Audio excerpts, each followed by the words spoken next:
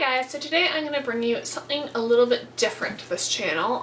It is the first week of school for me, so I am deciding to do a tips for studying literature / reading heavy courses as a way to help you survive and get through all your readings and not, you know, sound like you don't know what you're talking about in class. So generally, on average, for my courses at least, I am a specialized honors in history, which means I take a lot of history courses, which tend to be very reading intensive, but I also do take a lot of literature courses for like my non-degree, non-degree, non-specialized courses.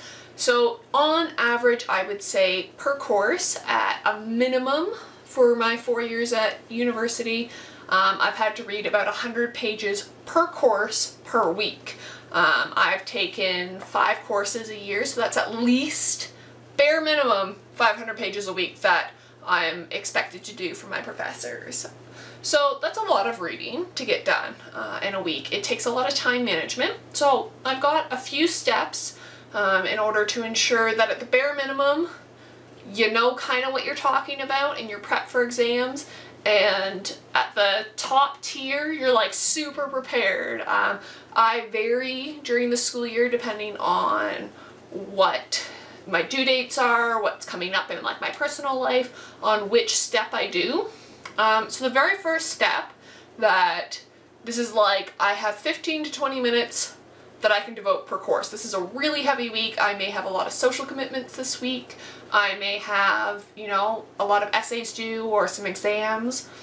I will look up, if it's a literature course, the work and the author on Wikipedia and read the Wikipedia page. This is like the bare minimum that I do. This at least gives you some background information on what the work you're reading. It'll help you understand the lectures a little bit better. And you may be able to contribute to conversation like surfacely, but at least you'll still get your participation marks. In my courses, participation tends to be anywhere from 10 to 30%, depending on the course, so it's really important to make sure you actually talk during your courses. In addition to just reading the Wikipedia page, I try and make sure to bring the book or the reading to the class, so that way if the prof mentions something or something's brought up in discussion, I can make a little note or sticky the page, so that way I can go back and when I'm reviewing for exams, I know that that was mentioned specifically in class. So the next step is maybe I've got a little bit more time, but still not enough time to read the whole reading. I will read as much as I can. You know, if I can't get through it, that's fine. Specifically in literature courses, this is more applicable. I will read the Spark Notes. Spark Notes is kind of like Cliff Notes, Coal Notes. I don't know if you guys, Coal Notes I think is specific to Canada, but it's kind of like a cheat sheet. It gives you the themes, it gives you the characters, it gives you plot summaries, it can even go even more in depth and go chapter summaries. This is if I have maybe an hour to devote to the class. This allows me to participate a little bit more in discussion. I find them really useful, especially because I'm not an English major. Picking out themes sometimes can be a little difficult for me, so it's kind of a quick way to do this. If you're going to read the Spark Notes, I would recommend just skipping the Wikipedia page. This is a little less applicable for history courses unless you're reading primary source material. Sometimes in my history courses I've had to read The Great Gatsby when we were talking about the Great Depression and like the 1920s. In US history, I've read The Golden Ass by, I'm blanking on the author's name, but it was for a classical Roman course, and various other novels. That's helpful. So yeah, that, if you have a little bit more time, but still not enough time to read the work, definitely do the Spark Notes. So the next step is, if you actually have enough time to read the work, which is awesome, good job. You've allotted your time correctly, / you don't have a ton of things due. So definitely read the work. Bring it always with you to class if you can. Make notes on specific passages that are mentioned, or if you have questions about passages, make sure to bring them up in lecture.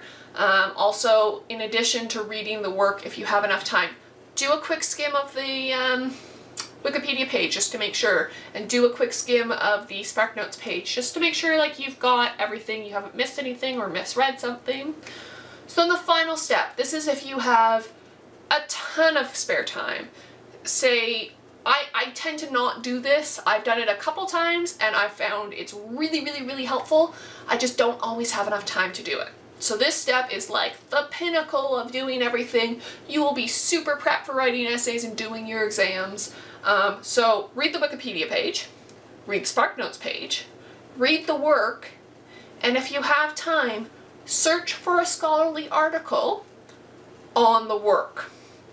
And bring that up in your lecture. So that's a lot of reading, especially if you have to read an entire novel. But this will really help you, especially if it's something that you're thinking you might want to write an essay on. At least you've started your research a little bit. What I mean by scholarly article, SparkNotes and Wikipedia are not scholarly. Do not cite them in essays.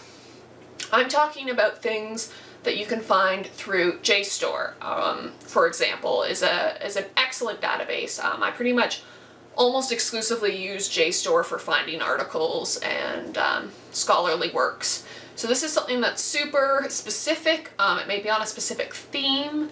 It may be on, you know, just one aspect of it, but it might be something that you're interested in and will help you have a better understanding. So those are my like 5-ish steps to get through your readings. I definitely don't recommend not doing the readings. If you can't do the readings, at least try and make sure you go to the lecture. That'll help you a lot during exams. Sometimes I just couldn't get through the readings for whatever reason, and at least I'd go through the lecture, and when it came time for exam, I at least had my lecture notes to go through. So those are my tips for getting through reading heavy courses, and I will see you guys later on this week. Bye.